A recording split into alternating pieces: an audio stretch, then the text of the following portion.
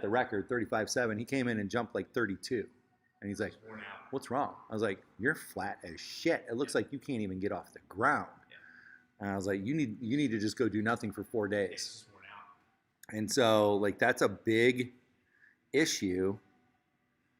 But, you know, on some breaths, some people are built to withstand that. But I don't know many, personally, that are. And I don't know many that are elite. Yeah. That are just like that. So it is what it is. I mean, from my perspective. Well, like if you talk to anybody who's a pro athlete, like their whole program is around peaking, right? Yeah. Like because they know they're like, I'm not 100%. I'm only 100%, like maybe a couple weeks out of the year.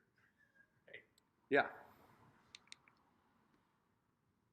Yeah, for sure. I mean, that's an easy way to put it too. I mean, because you're not going to generally be peaking. It's impossible. You just wear yourself out anyway. It just doesn't make sense.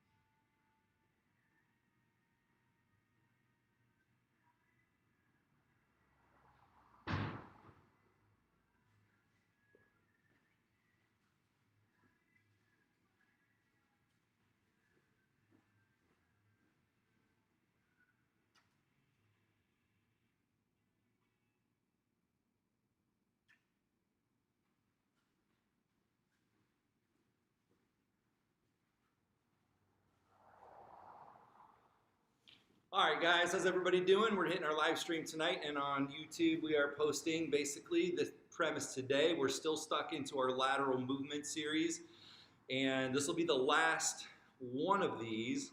Actually, check that, second to last. Next week we're going to do one more. Next week, actually, we're going to do a longer 40-minute session where it is going to be an entire program built out with our lateral explosiveness, lateral speed and agility, and some lateral conditioning that you can start to do. But what I wanted to do was lay the foundation for that today. So what we're going to cover is 3 lateral exercises that you can start doing right now on your own at home. I've got rings set behind me. You don't need rings, but they help us for reference points. And I'm going to show you, I've just got a set of towels, and I'll replace the rings with some towels, and I'll kind of show you an easy way to augment with some towels, right? You don't even need towels, but they help you visualize, and they help that kind of find the fine motor tuning that you need because you're trying to sync your body and trying to get everything to work together, right? So I don't want to blindly just jump laterally. I want to be able to kind of sequence things together so that both feet are working together as I move laterally. So again, the premise has been that frontal plane movement. We've got 3 exercises that we're going to cover. I've got a guinea pig on board here tonight. I found some guy off the street. I just brought him in, and he's going to be doing our lateral jumps. I will throw it out there. Next Thursday is already taken, but we're going to start bringing in some guest athletes. If you guys want to come in and get a little 20 to 30 minute coaching session and be a guinea pig volunteer, we will do our social distancing and do all that stuff. We'll be kosher with it all. But if you want to do it next Monday, I've got an open spot.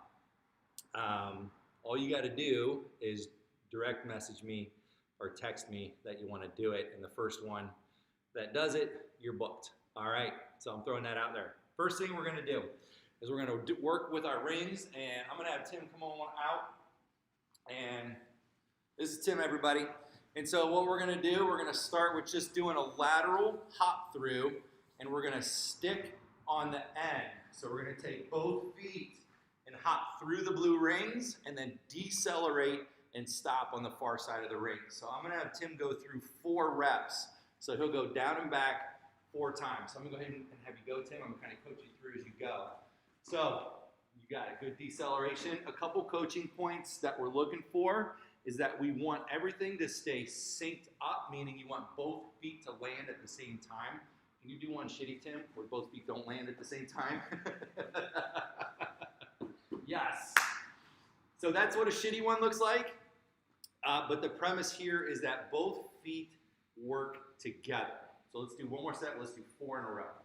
So we're going to go down, 1, come on back, down, 2, you got it. And let's do one more time, down and back. So emphasis, again, feet square. I basically keep everything synced as I'm laterally hopping.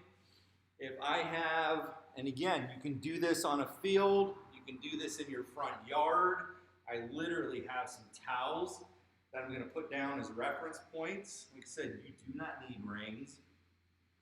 I can drop towels and use those as reference points, and I'm just going to leave them here for the rest of our live stream. But you can kind of see how we can still sync these two things together as I move through the cycle. So again, don't necessarily need rings or anything else. So that's an easy one to do, and then I'm going to give you 3 key points, and I'm going to move on to the next exercise. Key point number 1, feet stay square, and you have to stay in an athletic position, right? We don't want to stay high and fly through it. So you want to be flexed at the knees and the hips and the ankles and stay loaded. Key point number 2, you have to be able to decelerate at the edge, at the stopping point of every rep. So as you're hopping left, I got to be able to sink into my hips and change directions, okay? Now that's going to feel slow. I get it. It's going to feel slow at first, but this is how we gain the mechanics and the power over time. Because if I stay high, I'm going to get fatigued, and that's usually when stupid shit happens, like sprains and strains, okay? I got to be able to play low, especially under fatigue. And so the best environment to practice that is during practice. So that's number 2. And then the third piece, you have to be able to work, if I'm scaling this from 1 to 10, you got to be able to work from 7 to 9, right? If it's a 4, then I need to do either more reps or more sets. I would rather you do 3 to 4 sets of 10 than 1 set of 100, right? So I still want you to work with speed and some intensity, take enough recovery, and repeat. So the second exercise, I love this one, but it's a little tricky. And what we're going to do is we're going to keep our feet and our hips square as we, you're going to like this one, Tim, as we swap feet as I go through the rings. And so 2 things are going on. I'm tying your brain to your toes. I'm trying to work on the lateral turnover and keeping core engaged. I'm thinking about how this would translate into a lateral rotational move, whether you're changing directions or you're planting and cutting and turning and stopping. So think about that as you go through this. And the other key point is that you're going to stop. As you hop and get to the last blue, you want to stop with your feet and then change directions. So we'll keep the same rep scheme here. I'm going to have Tim do a set of 4, as he's going to go down 1, back 2, down 3, back 4, and stop. And I'll have him do 2 sets of 4 while I kind of coach over the top. Whenever you're ready, bro. Do you start with the inside foot? Yeah, so your inside foot's going to lead and swap, swap, swap, swap. Yep, and then stop and then swap and go back the opposite direction.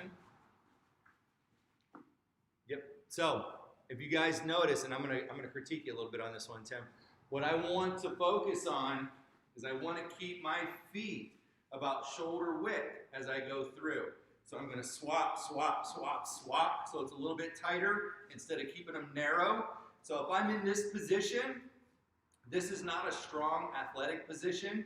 Just try to think about reacting if your feet are lined up. I want to have my feet just in line with my hips because that's where my power is and that's where my drivetrain is. And so I can basically stop and switch directions. But if I'm tight and narrow, I lose my center, and that's kind of a tipping point as it relates to your function and being able to change directions. There we go. There we go. Foot spacing is good, and then it's definitely, boom, easier to change directions. Got it. So, a couple things. And again, you can see how you can easily do that with the towels, right? So towels are your reference points. The rings are your reference points. Hashes on a field are good reference points if you're out on a turf field. 3 points, and let's move on to the last drill. Point number 1, your feet have to stay tied together. Not literally, figuratively. So both feet are hitting the turf at the same time. It's not a trot. It's not a trot. So that tells me that your core is engaged and that you're keeping everything working from top to bottom. Point number one. Point number two, you have to think about core engagement. So if I'm not actively thinking about core engagement on that exercise, then generally speaking, you're probably going to have a lower core activation, and that's the critical point of that exercise. And then number three, I want to make sure that I keep my feet square as I go down through that range of motion, right? A tendency, I'll show you one tendency we see all the time, is to start to get the hip turn, and we don't want to twist the hips. You actually want to keep the hips parallel and moving downfield as I'm moving in this plane. So everything is square as I'm moving, and again, that puts the emphasis on timing and coordination and keeping it quick. From there, you can work on your speed. So that's one of those drills that once you get the timing down, you can kind of up your tempo, up your speed, up your reps. And again, it's really easy to think about. Those are exercises that I like to do continuously. So if we're gonna build a workout on your first day, I'd probably do 3 sets of 10. Down is 1, back is 2. And then I would do 2 things to increase your intensity. Either decrease your rest or add another set or 2, right? So far we've done 2 different exercises, 3 sets of 10. Let's head on into the third. So the third, and that's probably your toughest one, sorry. So the third exercise is a single leg exercise. This is one of my favorites because it definitely is more injury prevention than it is anything else, but it takes a hell of a lot of coordination to muster and get done. So I'm gonna hop to my right on my left. So I'm on my left foot, and I'm gonna hop, hop, hop. And I'm gonna stop on 2 feet. I'm gonna show you 2 transitions, and I'm gonna have Tim go through a couple reps. So, hop, hop. That didn't work as planned. Hop, hop, hop. Stop. The transition or the progression is the hop and stick. Very hard to do. So what I'm going to have Tim do is he's going to hop to his right on his left, and then immediately hop to your left on your right. So you just swap feet. Transition at the end. Yep, and so you're just going to go down in the back. And stick. Oh, sorry. Nope, that's okay. As you come out, I'll have you stick on 2. Okay. And then I'll have you go back and stick on 2. So you're going to go left, left, left, left, left, stick, and then right, right, right, right, right, stick. Good. So again, this is a really good injury prevention exercise. It gets you used to pushing off the edge of your foot, and it definitely is, you should feel more groin inner thighs on this exercise. And that more often than not is a neglected muscle group as it relates to performance. Like I said, and like we've been talking about, everything that we have, the general stuff that athletes do and train is in that sagittal plane. If you guys remember us talking about our planes of movement. So everything that we do is generally this direction.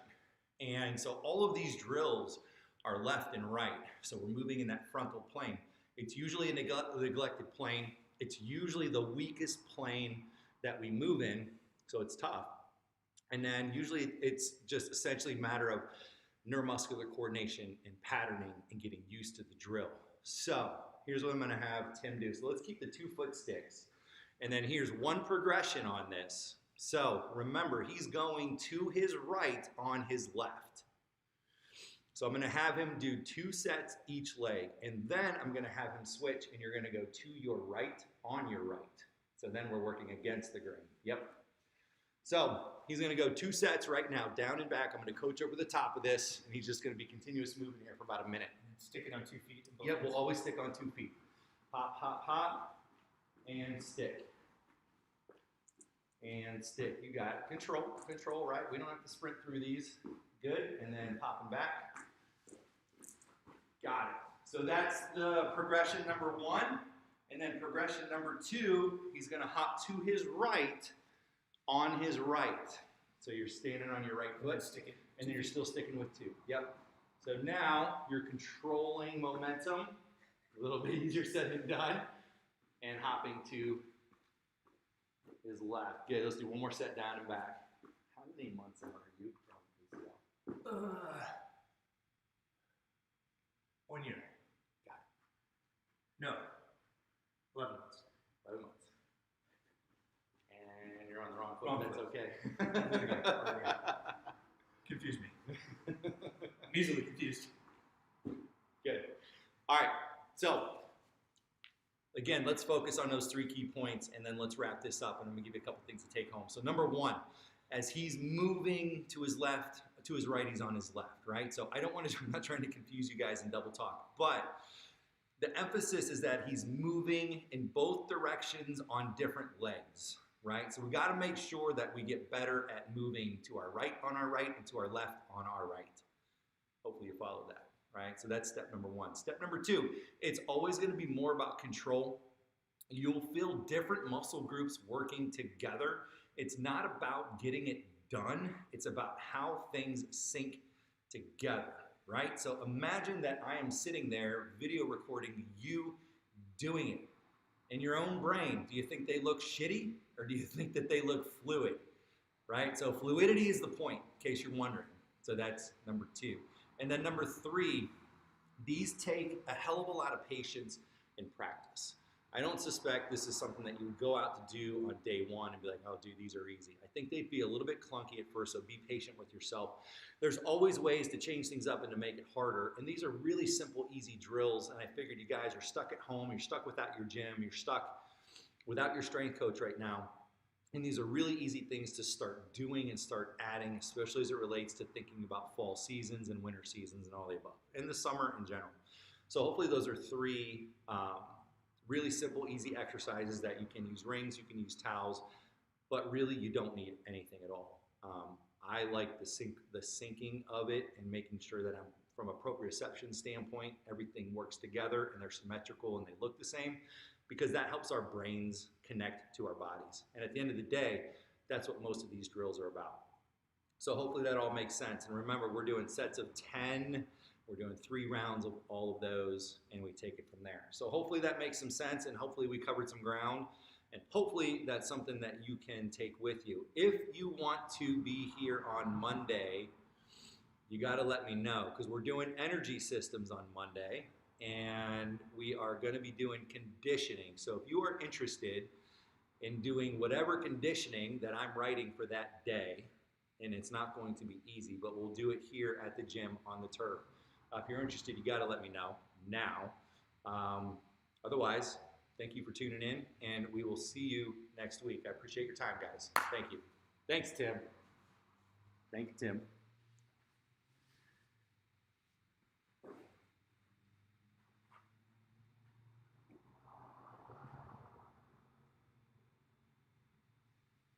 It's pretty good, man. It focused right in on it. It's the